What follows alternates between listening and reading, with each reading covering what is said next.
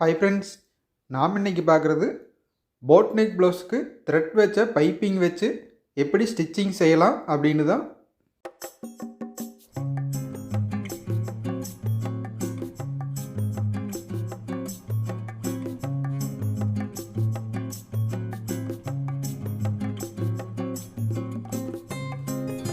இந்த மாதிரி shoulder join பண்ணுறதுக்கு ப்ளவுஸ் கட்டிங் செய்யும் போதே 3/4 இன்ச்சு துணி விட்டு கட்டிங் செஞ்சோம்னா இந்த மாதிரி ஃபினிஷிங்காக ஷோல்டர் ஜாயின் பண்ணிக்கலாம். பிசரில் எதுவும் வெளியே வராது. கிளாத்து ரொம்பவுமே நைஸாக இருக்குது. இந்த மாதிரி கிளாத்துக்கு த்ரெட் வச்சு போட் நெக்கு எப்படி பைப்பிங் வச்சு தைக்கலாம் அப்படின்னும் இந்த வீடியோ பார்த்து தெரிஞ்சுக்கலாம். ப்ளவுஸ் தைக்கிறதுக்கு முன்னாடி இந்த போட் நெக் ப்ளவுஸுக்கு என்ன மாதிரி ஒரு அளவில் வச்சு கட்டிங் செய்யலாம் அப்படின்னு பார்த்து தெரிஞ்சுக்கலாம்.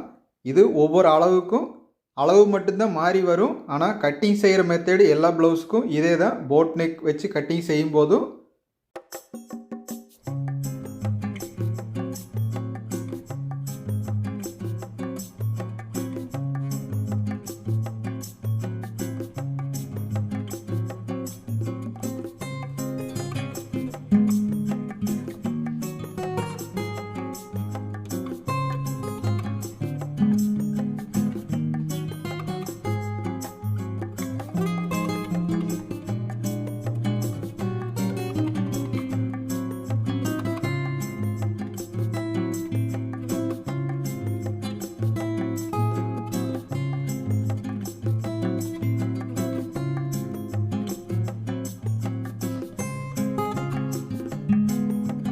போட் நெக் ப்ளவுஸ் கட்டிங் செய்யும்போது உடம்புல ஷோல்டர் அளவு என்ன இருக்கோ அதே அளவு வச்சோம்னா தான் சரியாக இருக்கும்.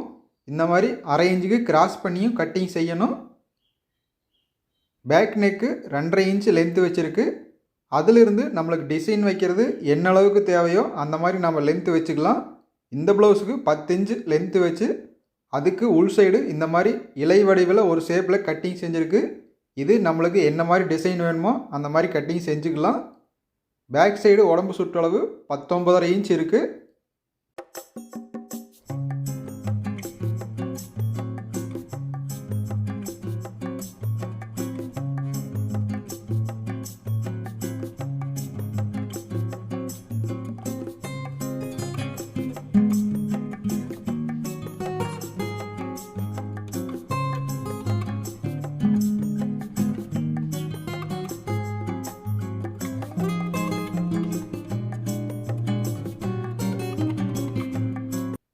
த்ரெட் வச்ச பைப்பிங் வைக்கிறதுக்கு சிங்கிள் ரன்னர் மாற்றிக்கலாம்.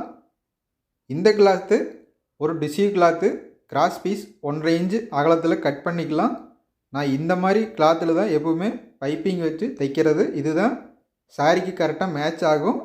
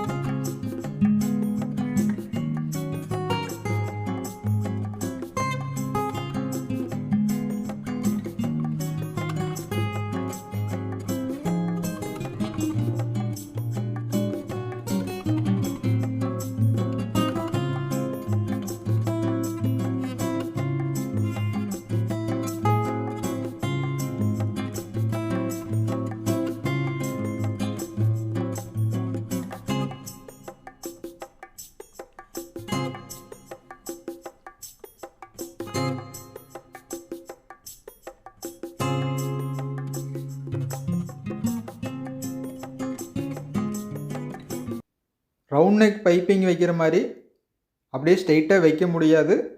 இது ஒவ்வொரு இடத்துக்கு கட் பண்ணி அதுக்கு பின்னாடி வச்சோம்னா தான் திரும்புகிறப்போ நீட்டாக திரும்பி வரும். நம்மளுக்கு தேவையான அளவுக்கு விட்டுட்டு கட் பண்ணி எடுத்துக்கலாம். திரும்பவும் எடுத்து அந்த டிசைன் ஆரம்பிக்கிற இடத்துக்கு பைப்பிங் வச்சு திரும்பவும் ஸ்டிச்சிங் செஞ்சுக்கலாம். இந்த மாதிரி தைக்கும்போது தான் திரும்பவும் எடுக்கும்போதும் நல்லா திரும்பி வரும். மேல் சைடு பார்க்குறக்கு ஃபினிஷிங் நல்லா இருக்கும். ஆரம்பிக்கும் போது நல்லா கட்டி ஆரம்பிச்சுக்கலாம். அப்போ தான் ப்ளவுஸு திரும்பவும் இதை திருப்பும் போது எந்த தையலும் விட்டு போகாது. இந்த மாதிரி டிசைன் வச்சு தைக்கிறதுக்கு பைப்பிங் வச்சு தைக்கும்போது கொஞ்சம் டைம் அதிகமாகவே எடுத்துக்கும்.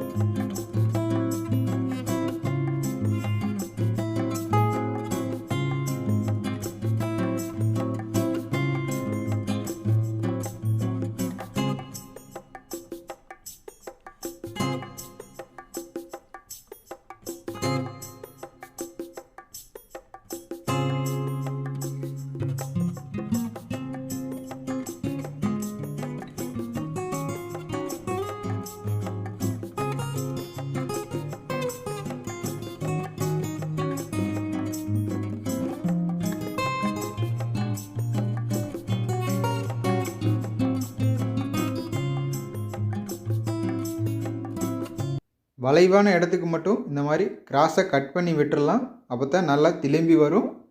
பைப்பிங் ஜாயிண்ட் ஆகிற இடத்துக்கும் துணி கம்மியாக விட்டு கட் பண்ணிக்கலாம். அப்போ தான் திருப்பி எடுக்கும்போதும் உள்ளே அழுந்தாமல் நல்லா திரும்பி வரும்.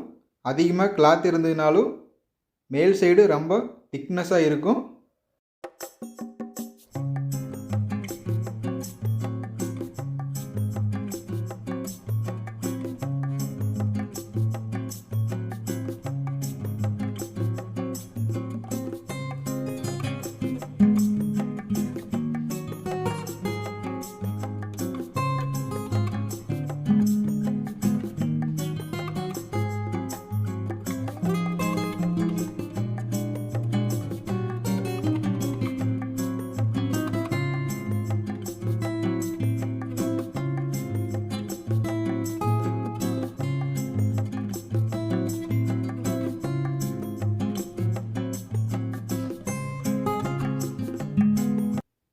ப்ளவுஸை திருப்பின பின்னாடி இந்த ஊசியில் கரெக்டாக எடுத்து விட்டுக்கலாம்.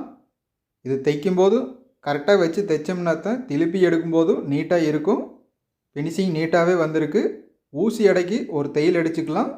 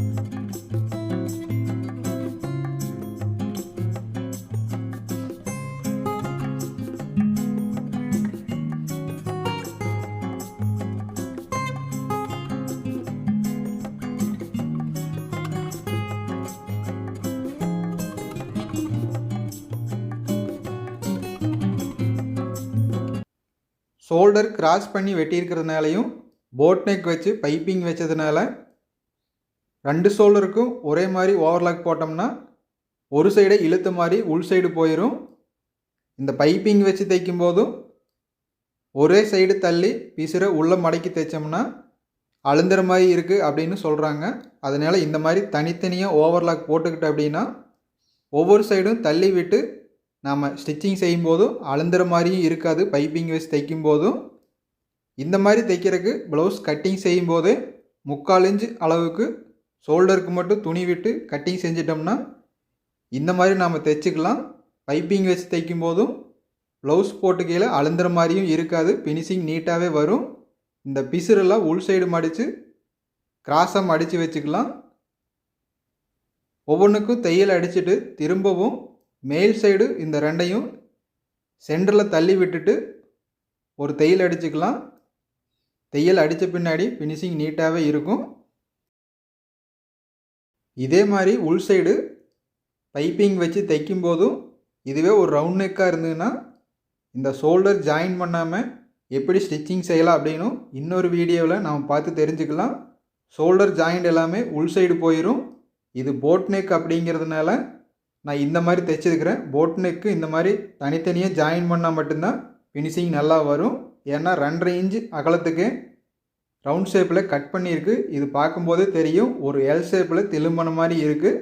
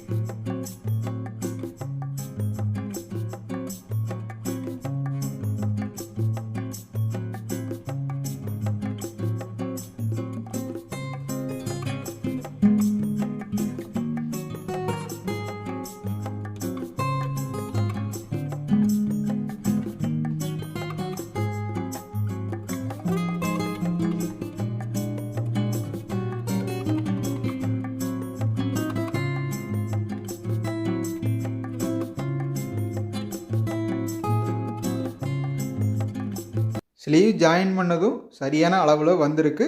ப்ளவுஸும் ஃபினிஷிங் ஆயிருச்சு. வீடியோ பார்த்துட்டு லைக் பண்ணி ஷேர் பண்ணுங்கள். சேனலுக்கும் சப்ஸ்கிரைப் பண்ணி வைங்க. லைக் பண்ணிங்கன்னா தான் புதுசாக கற்றுக்கிறவங்களுக்கும் இந்த வீடியோ போய் சேரும், அவங்களுக்கும் பயனுள்ளதாக இருக்கும். அடுத்த வீடியோவில் சந்திக்கலாங்க ஃப்ரெண்ட்ஸ்.